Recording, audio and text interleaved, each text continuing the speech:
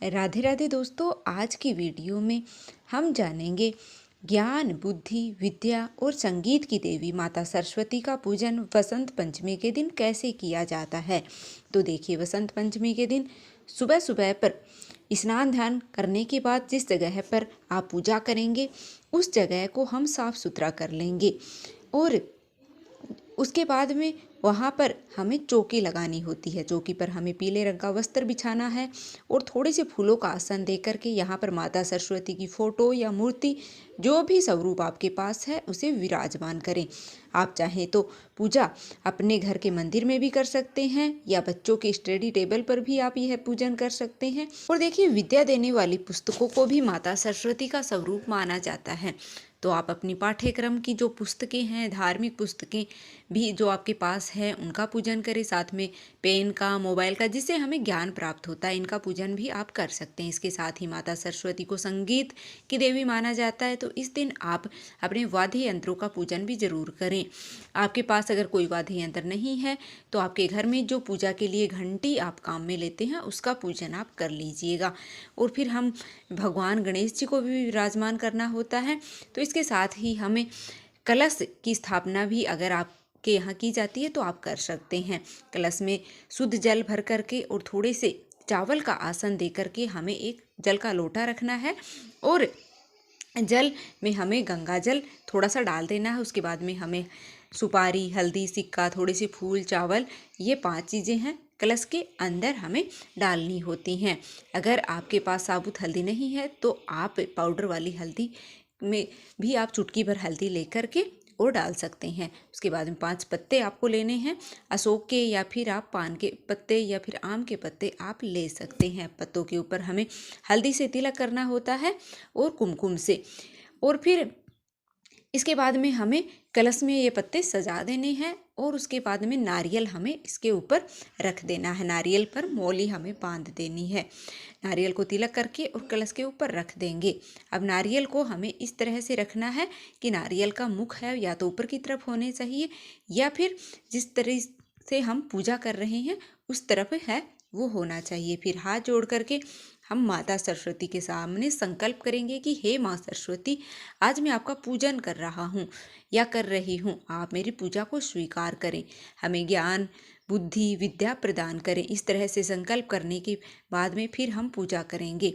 पहले जल के छींटे लगा करके भाव रूप से स्नान करा देंगे। उसके बाद में देसी घी का दीप हम प्रज्वलित करेंगे। अब हम गणेश जी को वस्त्र के रूप में मौली समर्पित कर देंगे। जनेऊ भगवान गणेश जी को समर्पित करेंगे। गणेश जी को हम दुर्वा घास समर्पित करेंगे और रोली से तिलक लगाएंगे। फिर चंदन से तिलक लगाएंगे। उसके बाद में माता सरस्वती को हम रोली और चंदन से तिलक कर देंगे। माता सरस्वती को, वीणा को भी हम तिलक करेंगे और साथ में ही घंटी, पुस्तकें, मोबाइल जो भी आपने पूजा में रखे हैं उन सभी को भी हम तिलक कर देंगे और उस सभी पर अक्षत समर्पित कर देंगे। सरस्वती पूजन में फूलों का बहुत ही ज़्यादा महत्व होता है। पीले रंग के फूल हैं वो आपको इस दिन चढ़ाने चाहिए, माता सरस्वती को इस दिन जरूर चढ़ाने चाहिए। अगर आपके यहाँ सरसों के पुष्प हैं तो आपको जरूर से समर्पित करने चाहिए। गणेश जी को लाल रंग के पुष्प समर्पित करने चाहिए। माता सरस्वती जी को पीले और सफ़ेद रंग के पुष्प समर्पित करने चाहिए। अगर सरसों के पुष्प आपके पास हैं तो जरूर से आपको चढ़ाने चाहिए। अगर आपको सरसों के फूल मिल जाएं तो बहुत अच्छी बात है, नहीं तो आपको जो फूल मिलते हैं वो समर्पित कर दीजिएगा। फिर हम माता सरस्वती को वस्त्र के रूप में पीली चुनरी है वो अर्पित करेंगे। अगर नहीं है तो आप मौली है वो समर्पित कर दीजिएगा। फिर माता सरस्वती को श्रृंगार का सामान भी हम समर्पित करेंगे। तो श्रृंगार में 2-5 चीज़ें हैं जरूर से आपको समर्पित करनी चाहिए, जैसे मेहंदी है, चूड़ी है, बिंदिया है, ये चीज़ें आप समर्पित कर सकते हैं। इस तरह से सारी चीज़ें समर्पित करने के बाद हम भोग समर्पित करेंगे। तो भोग में हमें मीठा पान समर्पित करना होता है।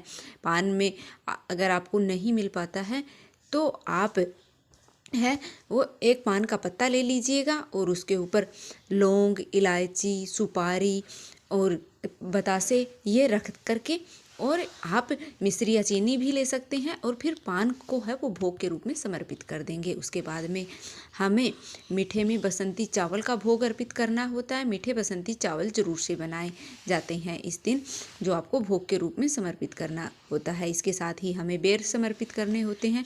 बेर छोटे हो, बड़े हो, कैसे भी आपको जो मिल जाते हैं वो आपको समर्पित करने हैं। बसंत पंचमी पर माता सरस्वती को भोग के रूप में आपको बेर जरूर से समर्पित करना चाहिए, क्योंकि यह विशेष रूप से भोग माना जाता है।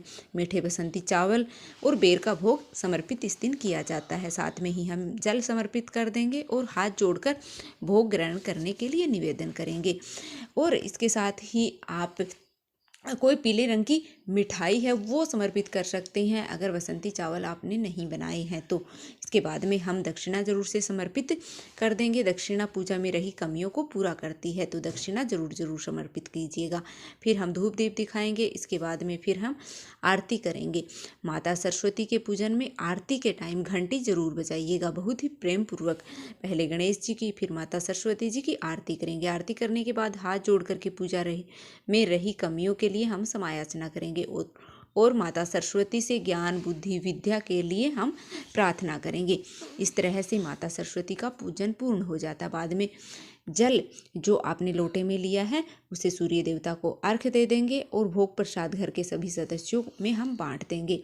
तो देखिए, हमने दक्षिणा जो चढ़ाई है इससे हम घर की कोई ज्ञानवर्धक चीज़ है वो खरीद लेंगे।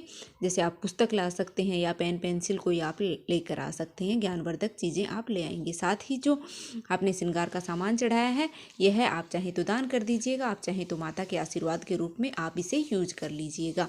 वैसे तो बसंत पंचमी के दिन सुबह सुबह माता सरस्वती का पूजन किया जाता है, लेकिन अगर आप सुबह के समय पूजन ना कर पाएँ तो आप शाम के समय भी पूजा कर सकते हैं। बसंत पंचमी के दिन आप माता सरस्वती का पूजन करें तब अपने बच्चों को साथ में जरूर बैठाएं, ताकि बच्चों को भी माता सरस्वती के आशीर्वाद के रूप में ज्ञान बुद्धि और विद्या प्राप्त हो। तो बच्चों को आप जरूर से बैठाएं। माता सरस्वती के पूजन की यह संपूर्ण विधि कैसी लगी है आपको कमेंट करके जरूर बताना। अगर वीडियो अच्छी लगी है तो लाइक कर दीजिएगा, चैनल पर नए हो तो चैनल को सब्सक्राइब करना बिल्कुल भी मत भूलिएगा। जय श्री राधे कृष्णा, जय माँ सरस्वती कमेंट बॉक्स में अवश्य लिख दीजिएगा।